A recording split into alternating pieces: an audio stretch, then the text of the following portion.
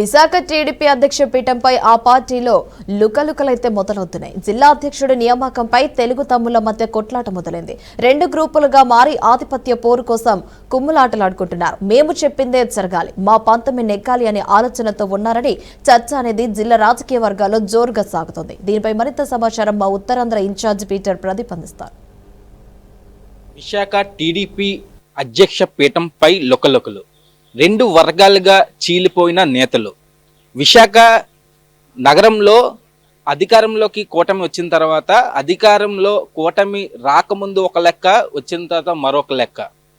అధ్యక్ష పీఠంపై పూర్తిగా కొనసాగుతున్న వర్గపోరు. ఒకవైపు ఎంపీ భర్త ఉంటే, మరోవైపు టీడీపీ కూటమికి సంబంధించి ఎమ్మెల్యేలందరూ కూడా భర్తకి చాలా వ్యతిరేకంగా ఉన్నట్టు కూడా ఈ యొక్క అధ్యక్ష పీఠంపై తెలుస్తుంది. ఇది పూర్తిగా చూస్తుంటే విశాఖ నగరంలో టీడీపీలో వర్గపోరు రోజు రోజుకి పెరిగిపోతుంది.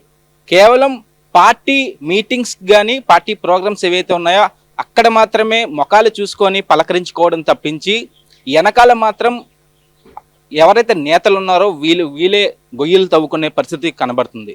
అధ్యక్ష పీఠంపై హై టెన్షన్ వాతావరణం కనబడుతుంది. ప్రస్తుతం టీడీపీ అధ్యక్షుడు ఏదైతే విశాఖ అధ్యక్షుడు ఉన్నారో అధ్యక్షుడిపై అయితే కొంతమంది ఎమ్మెల్యేలు అసంతృప్తితో ఉన్నట్టు కూడా తెలుస్తుంది. అయితే ఎంపీ భరత్, విశాఖ ఎంపీ భరత్ అయితే అధ్యక్ష పీఠంపై ఇద్దరు పేర్లు ఆమోదించినట్టు కూడా తెలుస్తుంది.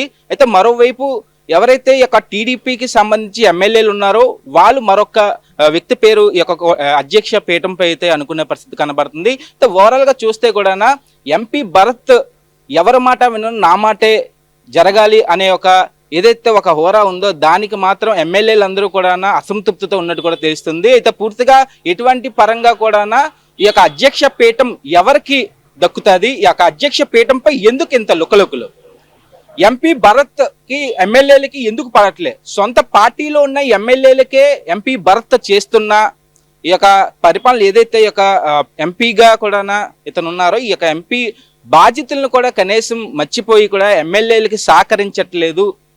ఎవరైతే అధికారుల బదిలీలు ఉన్నాయో ఈ యొక్క అధికారుల బదిలీలకు సంబంధించి కూడా ఎమ్మెల్యేలు మాట అసలు ఎక్కడా చెల్లట్లేదు అంటూ కూడా ఎమ్మెల్యేలు అసంతృప్తితో ఉన్నట్టు కూడా తెలుస్తుంది. అయితే ముఖ్యమంత్రి చంద్రబాబు నాయుడు కూడా ఇప్పటికే ఎమ్మెల్యేలు అందరినీ కూడా ప్రజల దగ్గరికి వెళ్ళి ప్రజా దర్బార్ పెట్టి వాళ్ళ ప్రజల కష్టాలన్నీ కూడా లిఖితపూర్వకంగా తీసుకోమని సీఎం చంద్రబాబు నాయుడు చెప్పినా సరే ఎమ్మెల్యేలు ఎవరు అది పట్టించుకోవట్లేదు. మరోవైపు ఎంపీ భరత్ కూడా అధికారికంగా ఫంక్షన్స్ పంచుతున్నా సరే కానీ గవర్నమెంట్ పథకాలు ఏవైనా వచ్చినప్పుడు ఆ యొక్క పథకాలకు సంబంధించి పార్టీ కార్యక్రమాలకు కూడా ఎంపీ భరత్ హాజరవ్వట్లేదు అంటూ కూడా ఎంపీ భరత్ పై అయితే పూర్తిగా అసంతృప్తితో ఎమ్మెల్యేలు అందరూ కూడా ఉన్నారంటూ కూడా తెలుస్తుంది. తెలుగు తమ్ముళ్ళ మధ్య కొట్లాట మొదలైంది అనుకోవచ్చు. అయితే విశాఖ నగరంలో అధ్యక్షుడు ఎవరు టీడీపీ పార్టీకి అనేది ఒక క్వశ్చన్ మార్క్ గా మారింది. ఒకవైపు విశాఖ ఎంపీ భరత్ ఇద్దరు పేర్లు ఆమోదించినప్పటికీ పట్టుపట్టిన విక్రమార్కుల్లాగా టీడీపీ ఎమ్మెల్యేలు అయితే మేము చెప్పిన వ్యక్తికే విశాఖ అధ్యక్షుడు పీఠం దక్కాలి అంటూ కూడా ఎమ్మెల్యేలందరూ ఎటువంటి పరిస్థితుల్లో కూడా వదిలే పరిస్థితి కనబడట్లే ఎమ్మెల్యేలు ఆలోచన ప్రకారం చూస్తే. అయితే ఒకవైపు ఎంపీ భరత్, ఒకవైపు ఎమ్మెల్యేలు ఒకే పార్టీలో ఇంత వర్గపోరు ఉండడంతో చాలా వరకు పార్టీకి క్యాడర్కి చాలా ఇబ్బందులు వస్తాయంటూ కూడా గుసగుసలు వినబడుతున్నాయి. ఇది ప్రస్తుతం విశాఖ నగరంలో తెలుగు తమ్ముళ్ళ మధ్య వర్గపోరు అప్డేట్స్. వీడియో జర్నలిస్ట్ శ్రీనివాస్తో కే పీటర్ ప్రదీప్, బీఆర్కే.